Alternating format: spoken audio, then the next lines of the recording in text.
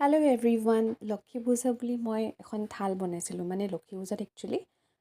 কেইটামান পইচা অকণমান ধান ফুল তেনেকৈ অৰ্পণ কৰিব লাগে সেইকাৰণে ভাবিলোঁ অকণমান ধুনীয়াকৈ বনাই চাওঁচোন মই মানে ক'ৰবাত দেখি আছিলোঁ এই বস্তুটো চ' মোৰ বনাওঁ লাগি আছিলে এণ্ড আই ট্ৰাইড চ' এতিয়া মই কি কৰিলোঁ চাওক এটা টেপ লৈছোঁ টেপ ট্ৰান্সপেৰেণ্টে হয় আৰু মেইনলি ট্ৰান্সপেৰেণ্টে ল'ব লাগে তো টেপকেইটা তেনেকৈ মই কইনছ কেইটামান আছিলে সেই কইনছকেইটা মই এনেকৈ আঠা লগাই দিলোঁ একেবাৰে সহজ হয় আপোনালোকেও নেক্সট লক্ষী পূজাত ট্ৰাই কৰিব পাৰিব আৰু যদি কোনোবাই কৰিছে প্লিজ কমেণ্ট কৰিবচোন বৰ ধুনীয়া লাগে দেখি পেলাই আপোনালোকক পূৰা ফুল ভিডিঅ' দি দিম মই লক্ষী পূজাৰ আমাক কেনেকৈ লক্ষী পূজা আমি পালন কৰিলোঁ কি কৰিলোঁ এভৰিথিং আই হোপ আপোনালোকৰ লক্ষী পূজাটো বহুত ভাল গ'ল মোৰ ভাল লগা ফেষ্টিভেলছৰ মাজত লক্ষী পূজাও এটা তাৰপিছত দিৱালী য'ত ধুনীয়া চাকি জ্বলোৱা হয় উজ্জ্বল পৰিৱেশ সেয়াইতো মই ভাল পাওঁ thank you so' much for ৱাচিং